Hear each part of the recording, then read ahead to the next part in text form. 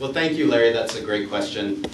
For me, I think there's one overriding issue that needs to be addressed before we can address some of the other fundamental issues that are confronting the Commonwealth right now, and that is campaign finance reform. You heard earlier from David England, who quite openly bragged about taking corporate contributions. I think that that is quite wrong. I think it's wrong that corporations in Virginia are able to give money directly to candidates. Now, we see how much this skews the politics of our state on every issue imaginable. And we can't pretend that corporations giving candidates money doesn't have an impact upon the way they vote and think about issues. It's oxymoronic to think that. Let me give you a few examples. Dominion, Virginia gives money to almost every single politician in Richmond. This skews our state's energy policy away from the clean energy revolution that we need, and it skews it towards the dirty energy policies of the 19th century.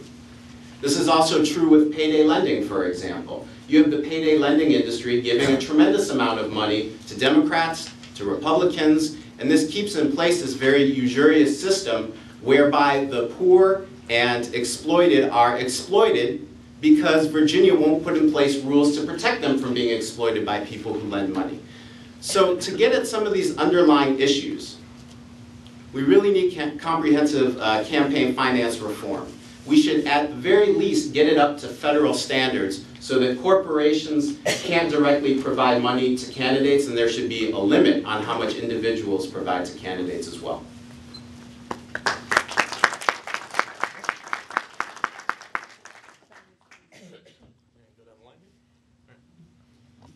Well, thank you for your question, sir. Is it even on? Yeah. All right.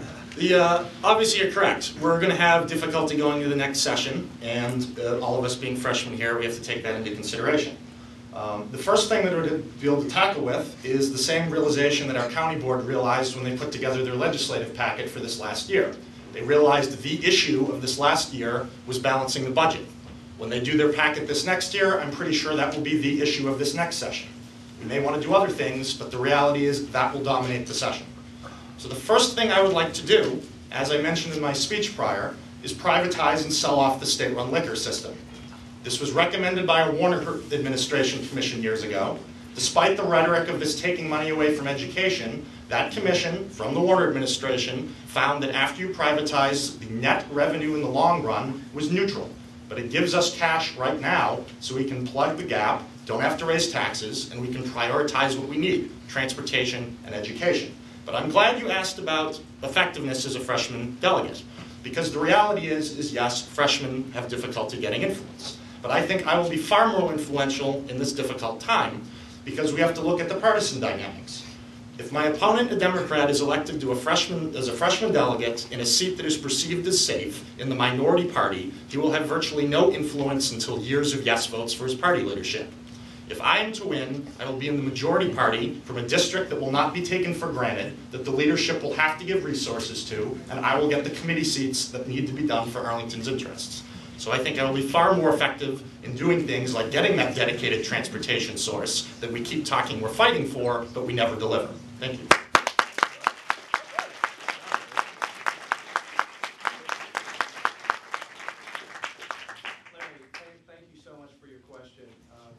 Effectiveness issue is an extremely important one, and it's one that I've been dealing with for the last 10 years as an advocate right here in Arlington County. When I became chair of the Arlington Community Services Board, as you know, home and community-based services that fund people with mental illness, substance abuse, intellectual disabilities, we rank 48th in the nation in funding for that, and that is just a national disgrace. And what I've been able to do is reach across the aisle, seek ways to work with Republicans.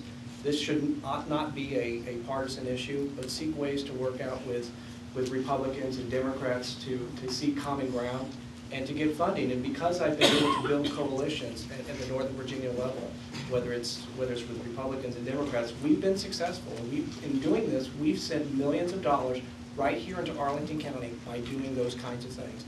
I know how to build coalitions, I know how to build relationships and bring people together, and I've done it before as an advocate, and I will do it as your delegate. The first issue that I think that we really need to focus on, and you hear it at the national level, and it's something I deal with as a healthcare attorney on a daily basis, is how are we going to reform healthcare? And Medicaid is an area that in Virginia that we really haven't done a very good job at looking at the waste that leaves the system. And I could look at waste of chronic disease. In North Carolina, they have a program where they focus on the most expensive and common chronic diseases like heart disease and diabetes. They save over $260 million every single year just by helping people manage their illness. And we can do that right here in Virginia. We don't do it. And another area with our nursing homes and assisted living, we have a policy here in Virginia where we have seniors, they leave their home, sell down their assets, and move into a nursing home, which is extremely costly. There's a lot of areas in Medicaid that we can save money.